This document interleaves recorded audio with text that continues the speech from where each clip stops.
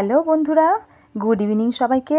কেমন আছেন সবাই? রিঙ্কুর ব্লগে সবাইকে ওয়েলকাম।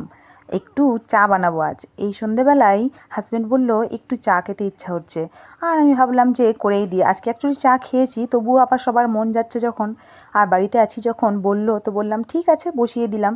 তো চায়ের জন্য জল নিয়ে নিলাম, 3-4 কাপ নিয়ে নিলাম। আমি আছি, আর হচ্ছে হাজব্যান্ড, শ্বশুরমশাই, আর ছেলে বলছে মা আমি একটু খাবো। বললাম ঠিক আছে, তাই খাবি। তাই জন্য আমরা চায়ে মেপে পরে জলটা বসিয়ে দিলাম। আর হচ্ছে সন্ধেবেলা একটু চা খেতে ইচ্ছা করছে বললো যখন, করেই দিলাম। আর মিছরি দিয়ে দিলাম। আর আমরা হচ্ছে মিছরি দিয়েই চা বানাই আর কি, চিনিটা খাই না। তো মিষ্টি তো খেতেই হবে, সেই জন্য মিছরিটাই ব্যবহার করি। মিছরি দিয়ে দিলাম স্বাদ মতো, আর হচ্ছে চা পাতা দিয়ে দিলাম। তারপরে চাটাকে একটু ফুটাবো বেশ, মানে কয়েকক্ষণ আর কি। কারণ না ফুটালে রঙটা না হলে পরে দুধ চা ভালো লাগবে না। আর একটু তেজপাতা দিয়ে দিলাম, আর দিয়ে দিলাম 2টো এলাচ। তো একটু টেস্ট হবে আর কি, স্মেলটা ভালো হবে। আর এদিকে আমি হচ্ছে কাপে হচ্ছে আমুল দুধটা একটু নিয়ে একটু গরম জল দিয়ে গুলে নেব। তারপরে ওটা ততক্ষণ ফুটুক চাটা, তারপরে হয়ে যাবে। চাটাই দিলেই চা তৈরি হয়ে যাবে। আর এই যে ফুটে গেল, ফুটে যাওয়ার পর আমি হচ্ছে ওটা দিয়ে দেবো দুধটা।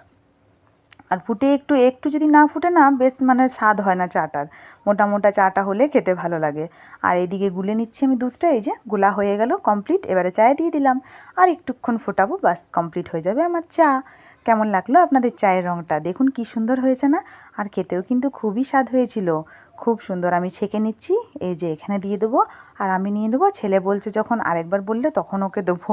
তো এই যে চাগুলো মেপে নিচ্ছি, ওগুলো দিয়ে আসবো সবাইকে একে একে, আর আমিও খাবো।